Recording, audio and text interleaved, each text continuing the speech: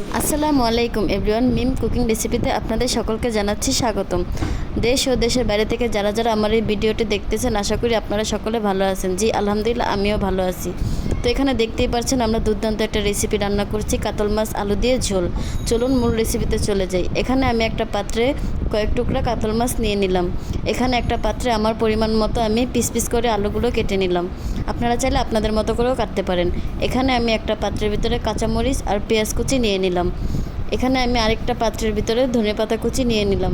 এখানে আমার পরিমাণ মতো হলুদ, মরিচ, ধনিয়া, লবণ, মশলা আছে। আপনারা যে যে মশলা খান সেই মশলা দিতে পারেন। তো এখানে আমি একটা পাত্রের ভিতরে মাছগুলোর ভিতরে একটু মরিচ, একটু লবণ, একটু ধনিয়া, একটু হলুদের গুঁড়া মিক্স করে নেব। আপনারা চাইলে শুধু হলুদ দিয়েও এটা ভাজতে পারেন, কিন্তু একটু ধনিয়া আর একটু লবণ দিলে মাছটা খুব খেতে টেস্টি হয়।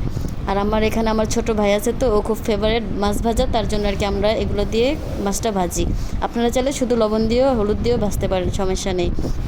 তো এখানে রয়েছে আমার আম্মুর স্পেশাল কাল্লা কড়াই। আমাদের কালো কড়াইটা তো খুব ভালো, এটার ভিতরে মাছ লেগে যায় না আর খুবই সুন্দর করে ভাজা হয়। তাই আমরা এই কড়াইটার ভিতরে আজকে মাছটা ভাজবো। এখানে পরিমাণ মতো তেল দিয়ে দিলাম। তেল দিয়ে দেওয়ার পর হালকা একটু গরম হয়ে গেলে এখানে আমি মাছগুলো দিয়ে দেব। একে একে সবগুলো মাছ সাজিয়ে নেব। তো মাছগুলো দিয়ে দেওয়ার পর সুন্দর করে এক পিঠ ভাজা হলে আমরা মাছটাকে উল্টে দেব।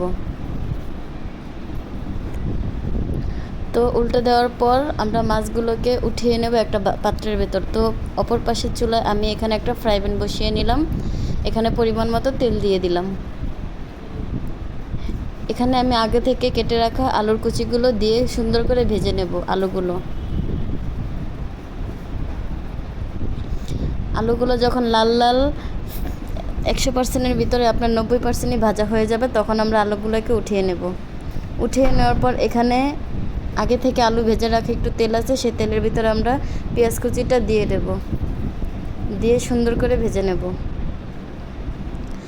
যখন পেঁয়াজটা লাল হয়ে যাবে তখন আমরা এখানে পানি দিব। পানি দিয়ে হলুদ, মরিচ, ধনিয়া, লবণ, মশলাগুলো সেগুলো পরিমাণ মতো দিয়ে দেব। আপনারা যে যতটুকু মশলা খান ততটুকুই দিবেন, বেশি দেওয়ার দরকার নেই। এখানে আমার যতটুকু পরিমাণ তরকারি, তো আমি ততটুকু পরিমাণই মশলা দিলাম। এখানে চাইলে আপনারা আদা রসুন বাটাও দিতে পারেন, কিন্তু আমরা আদা রসুন বাটা খাই না, তো তাই আর কি এটা দেওয়া হয়নি। এভাবেই খুব টেস্ট হয়। তো হালকা করে নেড়ে আমি মশলাটাকে একটু 5 মিনিট কষিয়ে নিলে দেখেন কত সুন্দর একটা কালার আসছে। তো এখানে আমি আগে থেকে ভেজে রাখা আলুগুলো দেখতেই পাচ্ছেন বলে, এগুলো আমি সুন্দর করে দিয়ে নেব। মাছ ভাজা আর আলু ভাজা, আগে আমি আলু ভাজাটা দিয়ে দেব। দিয়ে হালকা করে এটাকে নেড়ে দেব। সবগুলো আলুকে মিক্সচার করা হলে এখানে আমি কিছুক্ষণের জন্য একটু ঢেকে দেব।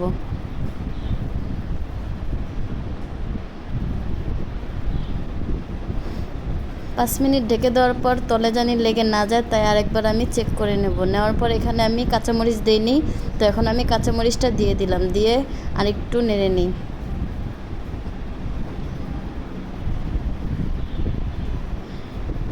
নেড়ে নেওয়ার পর এখানে আমি পরিমাণ মতো তরকারির যে ঝোলটা সেটা দিয়ে দেব।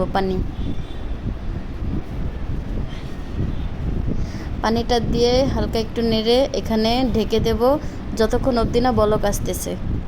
তো চারিদিক থেকে কত সুন্দর বলকি উঠতেছে, আপনারা দেখতেই পারতেছেন। তো এটাকে হালকা একটু নেড়ে আমি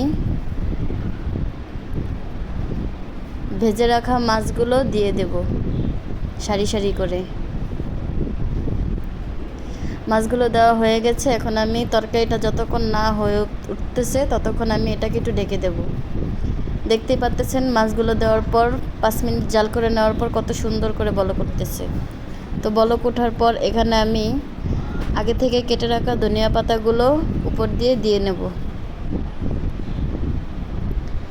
ধনিয়া পাতা কুচিটা দেওয়ার পর এখানে আমি আরেকটু 5 মিনিটের জন্য ঢেকে দেব।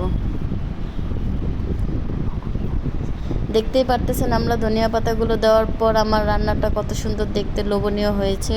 তো আপনারা সবাই বাসায় ট্রাই করবেন, অনেক সুন্দর।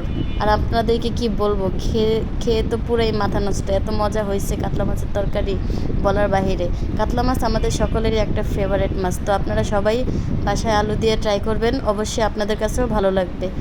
তো আজকে দেখতেই পারতেছেন কত সুন্দর উপর দিয়ে কালারটা এসেছে কাতলা মাছের। তো একটা পাত্রের ভিতরে আমি কাতলা মাছটাকে সার্ভ করে নিলাম। দেখতেই পারতেছেন কত সুন্দর লোভনীয় টেস্টি খাবার। তো আমার সাথে এতক্ষণ থাকার জন্য আপনাদের সকলকে ধন্যবাদ। এটা আমার নতুন চ্যানেল, প্লিজ সকলে সাবস্ক্রাইব করুন, পাশে থাকা বেল আইকনটি বাজিয়ে দিন এবং কি আমার নিত্য নতুন ভিডিওগুলো সবার আগে আপনার কাছে পেতে আমার ভিডিওগুলো সবসময় দেখবেন, আমার পাশে থাকবেন এবং কি আপনারা সকলে এই কাতলা মাছের ঝোলটাকে ট্রাই করবেন। এতক্ষণ ধৈর্য সহকারে আমার ভিডিওটা সম্পূর্ণ দেখার জন্য আপনাদেরকে জানাই আন্তরিক শুভেচ্ছা ও ধন্যবাদ।